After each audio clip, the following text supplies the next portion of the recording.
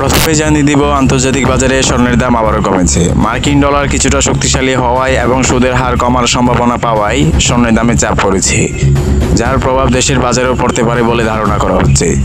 তারপর জানিয়ে দিব এই বিষয়ে বিশ্লেষকরা কি বলছেন এবং আরও থাকছে বর্তমান বাজারে 22 ক্যারেট, 21 ক্যারেট ও 18 ক্যারেট এবং সনাতন পদ্ধতিতে স্বর্ণের দাম কীরূপ রয়েছে। আর আপনি যদি আমাদের চ্যানেলটিতে নতুন হয়ে থাকেন তাহলে চ্যানেলটিকে সাবস্ক্রাইব করুন, লাইক করুন এবং কমেন্টে আপনার মতামত জানান। মঙ্গলবার সংবাদ মাধ্যম রয়টার্সে এক প্রতিবেদনে তথ্য প্রকাশ করা হয়। মঙ্গলবার বাংলাদেশ সময় বিকেল 2:39 স্পট মার্কেটে স্বর্ণের দাম 0.1 কমে আউন্স প্রতি ৩,৯৯৬.৬ ডলার হয়। ডিসেম্বরের ডেলিভারির জন্য মার্কিন স্বর্ণ ফিচার্স 7.2% কমে। এদিকে বিনিয়োগকারী সুদের হার কমবে কিনা এ বিষয়ে জানতে এই সপ্তাহে মার্কিন অর্থনৈতিক নতুন ঘোষণার জন্য অপেক্ষা করছেন।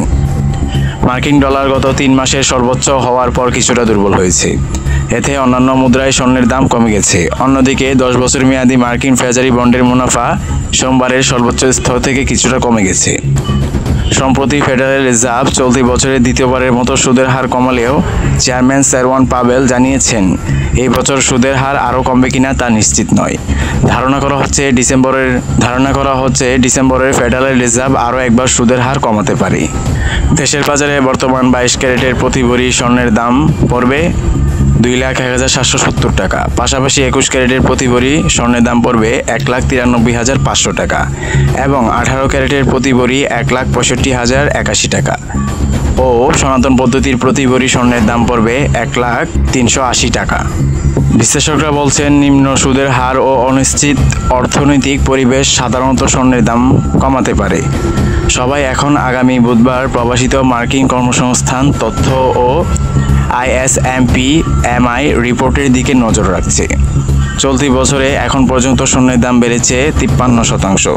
তবে গত 20 অক্টোবরের আগে স্বর্ণের দাম আউন্স প্রতি 4,381.2 ডলার ছিল।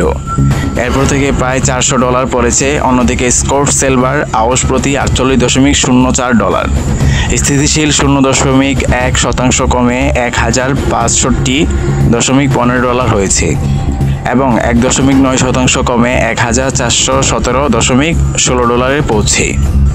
আর হ্যাঁ বন্ধুরা, আপনারা যদি আমাদের চ্যানেলটিতে নতুন হয়ে থাকেন তাহলে চ্যানেলটিকে সাবস্ক্রাইব করুন, লাইক করুন এবং কমেন্টে আপনার মতামত জানিয়ে যান।